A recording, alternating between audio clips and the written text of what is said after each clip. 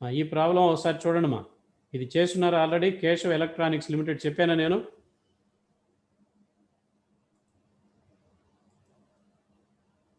Permit చేశాను చూడండి మిమ్మల్ని, ఒకరు మాట్లాడండి.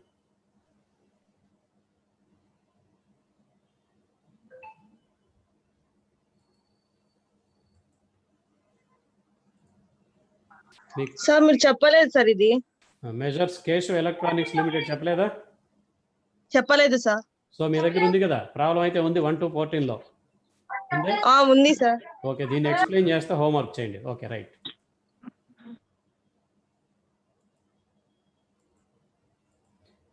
చదువుతాను వినండి. Following balances have been extracted from the trial balance of messrs Keshav electronics limited. You are required to prepare the trading and profit and loss account and a balance sheet as on March 31st, 2014. Opening stock, trading account debit. Purchases, trading account debit. Drawings, balance sheet lo capital nunchi less. Buildings, balance sheet lo asset. Motor van, balance sheet asset. Freight inwards, trading account debit. Sales return, trading అకౌంట్లో credit side sales నుంచి less చేస్తాం. Trade expenses, profit and loss account debit. Heat and power, trading account debit. Salary and wages, profit and loss account debit. ఇది చాలా జాగ్రత్తగా గుర్తుపెట్టుకోండి అందరూ. Wages and salary ఇస్తే trading account debit side, salary and wages ఇస్తే profit and loss account debit. ఏది ముందు ఉంటుందో పేరు అది దానిలోకి వెళ్ళిపోవాలా. Legal expenses, profit and loss account debit. Postage and telegram, profit and loss account debit. Bad debts, profit and loss account debit. Cash in hand, balance sheet asset. Cash at bank, balance sheet asset. Sundry debtors, balance sheet asset. Investments, balance sheet asset. Insurance, profit and loss account debit.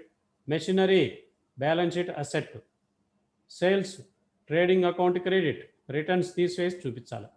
Return outwards, trading అకౌంట్లో debit side purchases నుంచి less చేసి చూపించాలి. Creditors, balance షీట్లో liability. Bills payable, balance షీట్లో liability. Interest received, profit and loss అకౌంట్లో credit income. Capital, balance షీట్లో liability. So ఇదంతా గుర్తుపెట్టుకోండి. అడ్జస్ట్మెంట్స్ ఉన్నాయి చూడండి. Stock on March 31st, 2014 was ₹30,000. Closing stock ఇది. ట్రేడింగ్ అకౌంట్లో క్రెడిట్ సైడ్ వస్తుంది, తర్వాత బ్యాలెన్స్ షీట్లో అసెట్ వైపు వస్తుంది. ఇదందరికీ అర్థమైంది అనుకుంటాను. సో ఫస్ట్ ఎక్కడ వస్తుంది? ట్రేడింగ్ అకౌంట్లో క్రెడిట్ సైడ్. రెండోసారి బ్యాలెన్స్ షీట్లో asset. Depreciation is to be charged on buildings at 5% and motor van at 10%.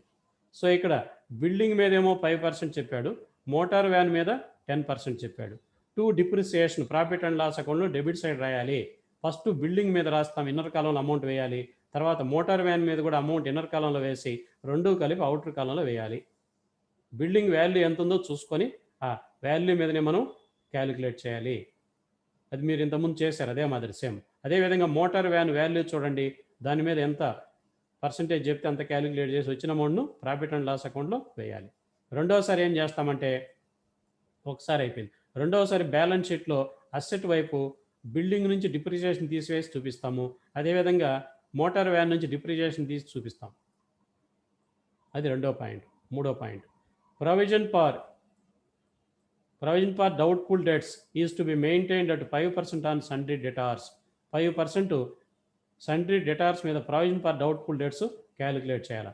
Old ఏమైనా ఉందా చూడండి, ఇక్కడ ఓల్డ్ ఉంటే క్రెడిట్ సైడ్ ఉంటుంది, లేదు. అడ్జస్ట్మెంట్లో బ్యాడ్ డేట్స్ ఏమైనా ఉన్నాయా అది కూడా చూసుకోండి. బ్యాడ్ డేట్స్ కూడా ఏమీ లేదు, కాబట్టి నేరుగా 5% మీరు సండ్రీ డెటార్స్ మీద క్యాలిక్యులేట్ చేసుకోవచ్చు. 25,000 ఉంది, దీని మీద నేరుగా క్యాలిక్యులేట్ చేయండి. అడ్జస్ట్మెంట్లో బ్యాడ్ డేట్స్ ఉంటే తీయాలి, బ్యాడ్ డేట్స్ లేవు కాబట్టి 5% 25% మీద వేస్తాం, ఎంత వస్తే అంత. ప్రాఫిట్ అండ్ లాస్ అకౌంట్లో డెబిట్ సైడ్ రాస్తాం. రెండోసారి ఏం చేస్తామంటే, ఒకసారి అయిపోయింది, రెండోసారి బ్యాలెన్స్ షీట్లో అసెట్ వైపు డెటార్స్ 25,000 ఇన్నర్ కాలంలో వేసి ఆ అమౌంట్ ఎంత వచ్చిందో తీసివేసి చూపిస్తాం. రైట్, అది అయిపోయింది. అన్ఎక్స్పైర్డ్ ఇన్సూరెన్స్, మీకు చెప్పాను అన్ఎక్స్పైర్డ్ అని ఇస్తే ప్రీపెయిడ్, అది గుర్తుపెట్టుకోండి. ఇన్సూరెన్స్ ఇక్కడ ఉంది చూడండి, ఎక్స్పెండిచర్ కింద 3,500. అన్ఎక్స్పైర్డ్ అంటే ప్రీపెయిడ్, తీసివేయాలి. ఎక్కడ? ప్రాఫిట్ అండ్ లాస్ అకౌంట్లో డెబిట్ సైడు ఈ 600ను లెస్ చేసి చూపించాలి ఇన్సూరెన్స్లో. పోతే 2900 ఉంటుంది, దాన్ని అవుటర్ కాలంలో చూపిస్తాం. ఒకసారి అయిపోయింది.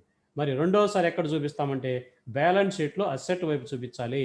అన్ఎక్స్పైర్డ్ ఇన్సూరెన్స్ 600 అసెట్ బ్యాలెన్స్ షీట్లో 2 టైమ్స్ అయిపోయింది. Next, manager is entitled to A commission at the rate of 5% on net profit before అన్నాడు ఇక్కడ క్లియర్గా. ఆఫ్టర్ అన్నాడా బిఫోర్ అన్నాడు చెక్ చేసుకోండి. నిన్న క్లాస్లో నేను ఎక్స్ప్లెయిన్ చేశాను, ఇంతకుముందు కూడా ఒక ప్రాబ్లం ఇచ్చున్నాను.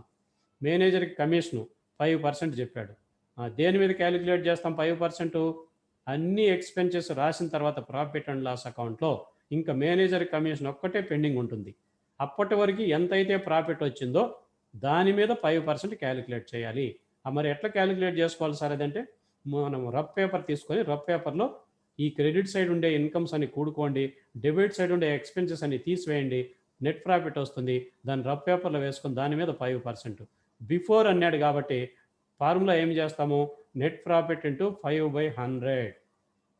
నెట్ ప్రాఫిట్ ఇంటూ 5/100 అది ఫార్ములా. ఒకవేళ ఆఫ్టర్ కనుక అని ఉంటే 5/105 వేస్తాం. ఇదందరికి అర్థమైంది ఎలా వేయాలో ఫార్ములా చెప్పిన. రైట్. ఇప్పుడు దీన్ని ఎక్కడెక్కడ చూపించాలి? ప్రాఫిట్ అండ్ లాస్ అకౌంట్లో డెబిట్ సైడ్ చూపిస్తాం. ఒకసారి 5/100 వేస్తాము. నెట్ ప్రాఫిట్ ఇంటూ 5/100 వేస్తే ఎంత వస్తే అంత. మరి రెండోసారి ఎక్కడ చూపిస్తామంటే బ్యాలెన్స్ షీట్లో లైబిలిటీ సైడ్ మేనేజర్ కమిషన్ చూపిస్తాము. నిన్న క్లాస్లో కూడా చెప్పాను నేను, వచ్చింది అది ఎగ్జాంపుల్ ఎక్స్ప్లెయిన్ చేస్తాం. రైట్. సో ఇది ప్రాబ్లం. దీని మీద ఏమైనా డౌట్ ఉంటే మీరు ఒకసారి రైజ్ చేయండి. దీన్ని హోంవర్క్ చేయండి అందరూ. I hope you all understood very well, ఎందుకంటే అడ్జస్ట్మెంట్స్ అన్నీ ఎక్స్ప్లెయిన్ చేశాను కాబట్టి. దీని మీద ఏమైనా డౌట్లు ఉన్నాయా? No doubt. క్లియర్గా అర్థమైందా ఈరోజు? నేను అడ్జస్ట్మెంట్స్ విన్నారు కాబట్టి నాకు తెలిసి ఇప్పటికే మీకు ఒక క్లారిటీ వచ్చి ఉంటుంది. మీరు ప్రాక్టీస్ అయితే చేయాలి, లెక్కలు ఖచ్చితంగా ప్రాక్టీస్ చేయాలి మర్చిపోకుండా. సార్ ఫస్ట్ ప్రాబ్లం లో trading and profits and loss చెప్పుకుంటూ స్క్రీన్ షాట్ తీయలేదు సార్. ఎప్పుడు ఫస్ట్ ప్రాబ్లం అమ్మా? ఇప్పుడు చెప్పారు కదా సార్ ట్రేడింగ్ అండ్ లాస్. ఏది ఇంతకు ముందు సెషన్ బ్రేక్ ముందా? అవును సార్. ప్రాఫిట్ అండ్ లాస్ చేసుకోమని చెప్పాను కదా స్క్రీన్ షాట్ నేను. అంటే నెట్వర్క్ స్లో ఉంది సార్, సర్వర్ లేదు ఇప్పుడు. సరే, ఓపెన్ అవ్వలేదు. ఇప్పుడు పెడతాను చూడండి, స్క్రీన్ షాట్ చేసుకోండి. ఇదే కదా? అదే. స్క్రీన్ షాట్ చేసుకోండి. అదే. ఫస్ట్ ట్రేడింగ్ అకౌంట్ కనిపిస్తుంది, తర్వాత ప్రాఫిట్ అండ్ లాస్ అకౌంట్ కనపడుతుంది. స్క్రీన్ షాట్ చేసుకోండి.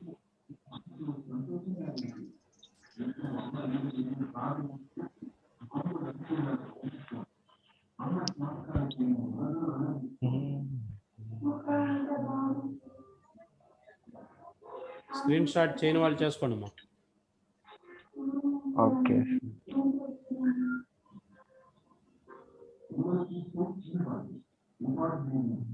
రిమైనింగ్ సెకండ్ హాఫ్ చూపిస్తా చూడండి, చేసుకోండి.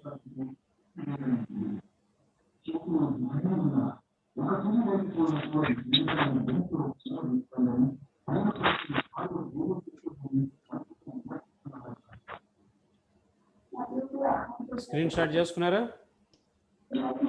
సార్ కొంచెం స్క్రోల్ డౌన్ చేయండి సార్. ఇదే అవునా? సరిపోయిందా? స్క్రోల్ ట్రేడింగ్ అకౌంట్ కనిపిస్తుంది చూడు ఫస్ట్.